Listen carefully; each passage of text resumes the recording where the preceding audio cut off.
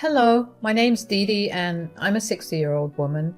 My husband died about 5 years ago, but I'm still a working woman. I have 5 kids, 4 of which live in different states all across the country. They each have their own families, and I'm beyond blessed to have such a big family. One of my kids, Jack, still lives in our hometown. He attended the community college here, which is where he met his wife, Riley. I liked her, but I didn't think my opinion mattered either way as long as Jack was happy.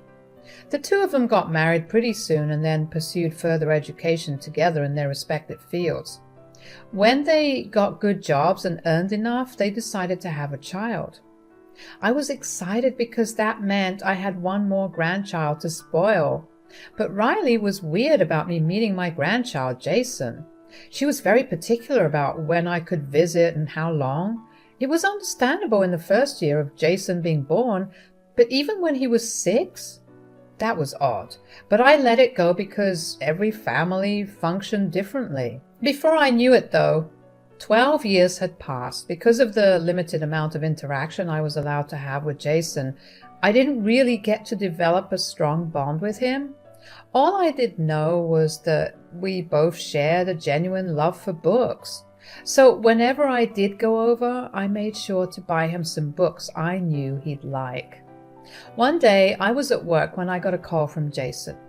Now, that was odd for various reasons, the most prominent reason being that Jason and I barely spoke outside of family gatherings. I tried my best to connect with him the way that I had done with my other grandchildren, but he seemed way too distant. "Grandma, are you free to talk?" "Yes, honey, any time for you. Tell me, is everything okay?" No. Why are you crying? Did you get hurt? Is there anybody at home who can help you?" "Mom and Dad are here, but do you need me to call them for you?" "No, I called you because I needed your help." "My help? What could I help you with, darling?" "I need you to save me." "Jason, what are you talking about?" "Don't laugh, Grandma." "I'm sorry, honey. That was not what I was expecting you to say." "I'm not kidding. If you aren't going to help me, I'll find a different way." "No, hold on. I'm sorry for laughing. Now, why don't you explain what you meant?" "I need you to save me from my devil mother." "Devil mother? Honey, what do you mean? She's not as sweet and nice as she acts. She's really mean to me when no one's around, and she keeps... Oh no, I hear someone coming up the stairs. I have to go. Please don't tell them that I've called. Bye." I was confused and concerned. As far as I knew, Riley was one of the sweetest people I knew. How could Jason call her a devil? I didn't believe him at the time because I figured that it was just him trying to get back at Riley. After all, she probably grounded him for something he had done. As far as I knew from what both Riley and Jack had told me, Jason had been a pretty mischievous child. But I had this nagging feeling in my gut that Jason was not joking around. As I went home that day, I couldn't stop thinking about the call. It was very out of character for Jason to do that. I slept on it for a couple of days, but I still couldn't rid myself of the feeling that something was up. So I decided to make an impulse purchase and ordered a hidden camera. Of course, I felt wrong spying on my son and his family, but I justified it by telling myself that I was only doing that because Jason called me to explicitly ask for my help. If, and hopefully, there was nothing, I could just retrieve the camera. But if there was something, then I'd have to figure out what exactly needed to be done. I hoped that even if there was something happening, a long talk would solve that issue. The camera took a couple of days to arrive, and after it did, I set it up. Thankfully, this was one of those cameras that I got live footage from as well as recorded footage. I could access the footage through an app on my phone, which made it very convenient for me. Once I had set it up and figured out the technicalities of the gauge, I decided to call my son and ask him if I could come over. "Hello, sweetie. How's everything?" "Everything's great, Mom. What about you?" It's the same old, same old. Although I was wondering about something and I thought I'd ask you about it. Yeah, of course. Is everything okay? Yes. I was just thinking that we haven't met in a long time and I was wondering if I could just swing by your place one day. Yes, of course, Mom. How about this Sunday? Yes, that works. But shouldn't you maybe check with Riley if that's okay? Lord knows I hated it when your dad made plans without asking me about it. I know Riley would be really happy to have you over. Don't worry, Mom. All right, then I'll be there around 5 o'clock. That works. See you soon. Take care. Even though I was going to Jack's place with ulterior motives, I was actually still excited to go spend time with my son. Considering I never really saw the rest of my family until the holiday season, it felt nice to have one of my children staying in the same town. I tried my best to not intrude because they were living their own lives. The weekend came by pretty quickly. I got ready pretty early on and figured that I should take something over to their place. I went to the grocery store and picked up a nice bottle of wine, and I bought a couple of books for Jason because I knew he loved to read. When I got to my son's house, I was greeted warmly by all three of them. Jason looked at me with so much relief that I got concerned again. He hadn't tried to contact me after that first phone call, so I had no way of knowing what he was going to say when he hung up. I spent the next couple of hours just talking to Jack and Riley. We had dinner and drank wine. At some point, Jason went to his room because we were talking about adult things that I bet weren't of interest to him, so I excused myself to go talk to Jason. Riley did try to subtly stop me, but I insisted because I had visited them after a long while, and I didn't think it was right to not spend time with my grandson. Jack stopped Riley from saying whatever he wanted to and told me to go talk to Jason. Once I got to his room, I shut the door behind me. I walked over to him and handed him the books I had gotten him. We talked for a while about the books, a conversation that he had started. He seemed really excited about them, so I let him ramble on about them. I didn't try to bring up what he had mentioned because I wanted him to do it. We moved on to talking about other things like what was going on in our lives. At some point, while he was talking to me about his school and other things, he grabbed one of his notebooks and began to write something in it. He showed it to me and it said, "Mom's listening. Can't talk about anything." I couldn't tell if he was being serious or just paranoid, but I went along with it. We continued our conversation while I wrote my plan in the notebook. I told him that I had brought along a hidden camera with me and asked if I could plant it in his room. He seemed ecstatic and agreed instantly. I shuffled around the room and found a good spot to keep the camera that gave me a good view of the room. I started the recording and checked my phone to make sure that the camera worked. I sat with Jason a little longer until I told him that it was getting late and that I should get going. I did leave my scarf behind so I would have an excuse to come back whenever I needed to. I remember hearing footsteps hurriedly shuffling away from the door after I said that, and it made me wonder if Jason truly was right. I didn't pay much mind to it at that time, and I hugged Jason goodbye. I went back downstairs and said my goodbyes to both Jack and Riley, and then made my way back home. I was pretty exhausted from the night, but I did check the camera when I got back home.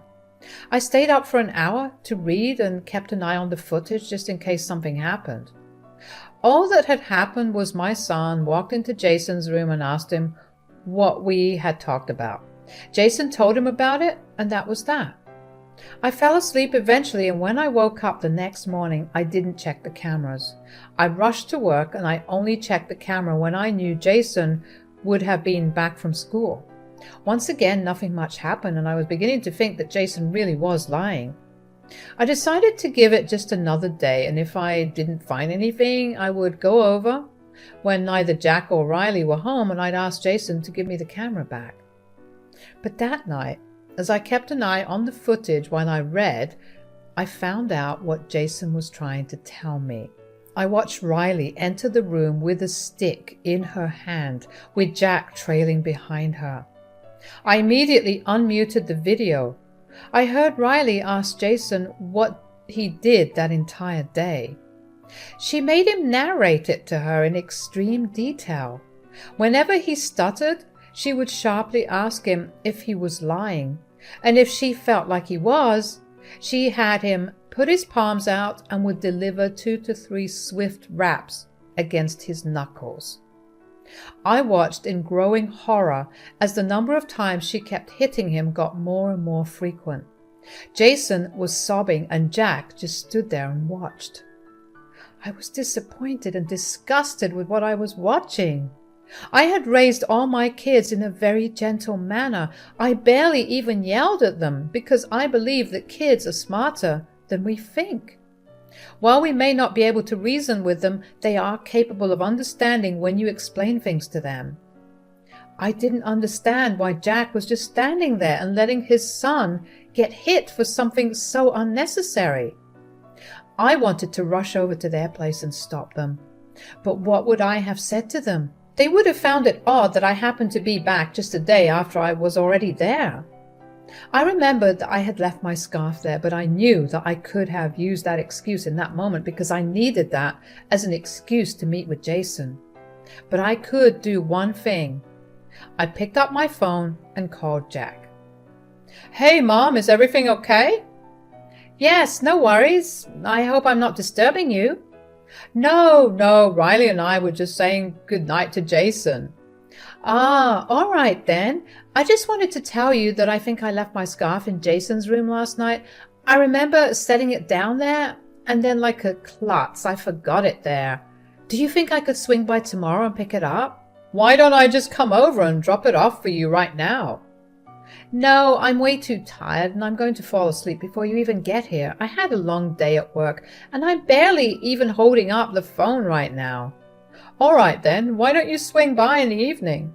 "I can't do that. I'm meeting up with a couple of my friends for game night tomorrow." "Well, Riley and I won't be back till evening. Why don't you swing by the day after?"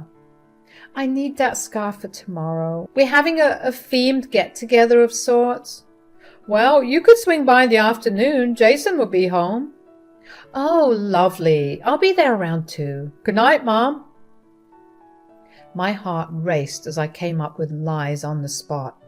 At least my call distracted Jack and Riley enough for them to discuss whatever I had said to Jack instead of focusing on hitting Jason. But before they left Jason's room, Riley declared that Jason would not be getting any dinner or any other meals until dinner the next day. I was appalled. I wished I didn't believe that Riley and Jack would follow through, but from what I saw, I knew that wouldn't be the case. The next day, I took off from work and mentally prepared myself for the conversation that I was going to have with Jason. I was sure that he would not want to continue living there, but I still needed to hear him say that. Before I went over to Jack's place, I made sure to pick up some food for the both of us. When I got there, Jason looked like he was about to faint at any minute. He looked weak, and he was very lethargic. Riley really did make him not eat anything. I quickly gave him his food and watched as he devoured it. I felt so sorry for him, and I knew that I wanted to make things better for him. When he was done eating, I spoke to him. "Did you see everything that happened?" "Yes, darling, and I'm so sorry for laughing at you earlier. I had no idea." "No, it's okay. I know Mom seems like the nicest person, but has she always been this way?" "The beating only started recently, but the starving has been going on for a while. And I just need to get a clearer understanding. So could you tell me why Jack isn't doing anything?" "He's too scared of Mom. He just follows her everywhere and listens to everything she says. Everything she wants, she gets." "Oh, honey, I'm so sorry that you've been dealing with this for a while.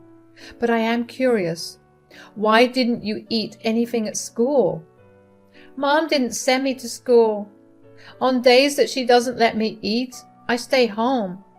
Mom measures how much of each food is there in the house, and if it's even 1 gram off, when she gets back, I get punished more. So she's starving you and jeopardizing your education? I'm definitely going to do my best to help you out, okay? I need you to tell me right now if you would like to come live with me. I'll take care of everything you need and I'll keep you away from Mom and Dad. Of course, Grandma. Anywhere away from here will be great. I promise to only be good. Just please, take me away from here. I promise I will, darling. But it will take some time. Do you think you can handle staying here for a little while longer? Yeah, I can. I've been living here for 12 years, so I can wait a little more. I carefully took away all the wrappers and made sure to leave no trace of any food there. I didn't want Riley to make things worse for Jason. I then helped Jason clean up any crumbs and then checked and double-checked to make sure we left the place exactly as it had been. I went back home and made sure to call Jack to let him know that I had gotten my scarf back and thanked him for being cooperative. Next, I contacted a good friend of mine who worked with family law. I explained my situation to him and he told me that it would be hard and long to fight for custody of Jason. He also informed me that while I may be able to get custody, the judge may only give me a temporary one, and in that time, Riley could easily change up her behavior and get back her custody of Jason. I knew that getting her to court and trying to fight for custody was definitely not going to work in my favor, especially with what little evidence I had. But I did know one thing. I could use the evidence I did have to get her to make me Jason's legal guardian. You see, Riley worked as a counselor at one of the many middle schools in our district. I was sure that she wouldn't want her abusing her child to reach anywhere and take away her current job and future job prospects. I kept careful watch over the footage the next few days as I gathered all my evidence and sorted the paperwork for a transfer of guardianship. I waited until it was the weekend to go over to Jack's without any notice. When Jack opened the door, he seemed surprised to see me there. "Mom, what are you doing here?" "I need to talk to you and Riley." I don't think now's a good time." "Why? What's going on?" "Just family stuff. Hold on. How come you're suddenly over so frequently?" "Can't I visit my son? I didn't think I needed to have any special permission to do that." "No, I didn't mean it like that. It's just that you've taken a sudden interest in us this week, and it's weird because you rarely ever dropped by before." "It isn't really weird. I only came over today because I have something seriously important that I need to talk about with the two of you." "I don't think—" "What's that sound?" I knew that Riley was doing something to Jason because of how evasive Jack was being. But when I heard what sounded like loud crying coming from Jason's room, I pushed Jack aside and walked into the house. There was no way I was not going to protect him when I was standing right there. I ran, well, more like speed walking considering I'm not very young, to Jason's room and burst the door open, only to see Jason sobbing as he clutched his face. Riley was breathing hard as she looked at him with so much malice that I shivered. I ran over to Jason and asked him if he was all right. He just hugged me tight and wailed into my ears. Riley humphed and walked away. When Jason calmed down, I took a good look at him and noticed that his cheek was red and swelling up. His knuckles were bleeding and there were welts on his arms, all from the stick. I felt a kind of rage in me that I had never felt before. What kind of a monster do you have to be to hit a child so hard? Nothing the child did deserved that level of treatment in any case. I went downstairs to the kitchen and grabbed a bag of frozen veggies and went back upstairs to give it to Jason so he could use it to help reduce the swelling in his cheeks. Once I had made sure that he was okay, I told him that I would be taking him to my place that day and asked him to pack as many of his things as he could. With that, I walked back down to talk to both of them. Riley looked mad and Jack looked like he wanted to be anywhere but there. How dare you just barge into our home that way? Isn't it a good thing that I did? You are hitting your child for crying out loud. What I do in my family is none of your business. Your child is my grandson, and he is a part of my family too. You're hurting him, and I can't let that go on. He may be your grandson, but you don't live with him. You don't know what a brat he is. I'm just disciplining him. Who cares if he's a brat? He's a child, and there are so many other ways to go about disciplining a child other than hitting them. I mean, you, of all people, should know this. Listen, I don't believe in any of that gentle parenting crap. Leave me and my family alone. You got it? I'm afraid I can't do that. What do you mean? I handed Riley the papers that she needed to sign to transfer guardianship rights to me. Both she and Jack stared at the paper for a long minute before looking at me in utter confusion. I explained to both of them that they both had to sign the papers or I would be releasing the proof I had of them hitting Jason. What do you mean by proof? I set up a hidden camera in Jason's room last week and I have all the proof I need. Neither of your jobs will appreciate what you guys do, especially yours, Riley. If you want to have any income at all, I suggest that you sign the papers. You were spying on us? That's a gross violation of our privacy. Don't get me wrong, but I was only acting on information that I had. I needed to make sure Jason was doing all right. Mom, don't do this to us. Give us another chance. I'll make sure it doesn't happen again. I don't want to hear any of it. I'm very disappointed in you, Jack. I raised you to be better than this. You're just as disgusting as Riley, as if not more. I'm taking Jason with me and I expect the papers to be signed after. If you don't, you know what will happen. I knew that neither of them wanted to play with that kind of risk, so they didn't put up a fight when Jason and I walked out. I took Jason to go get dinner and ice cream and I tried my best to comfort him. I provided him with a safe space to share his feelings and to just exist without the fear of one tiny action causing havoc. In the weeks that followed, I was granted legal guardianship of Jason. Riley and Jack cited that they planned to move to a different state and didn't want to disrupt Jason's education as a reason for transferring for guardianship. The two of them did end up moving, which proved to be a big sigh of relief for me. Jason is doing much better now and he seems a lot happier. Knowing that he won't ever run into his parents for a long while has brought about a better side to him. He's one of the kindest and sweetest kids I know. He thanks me every day for what I did for him, and I intend to keep my promise to always protect him for the rest of my life. Thank you for listening.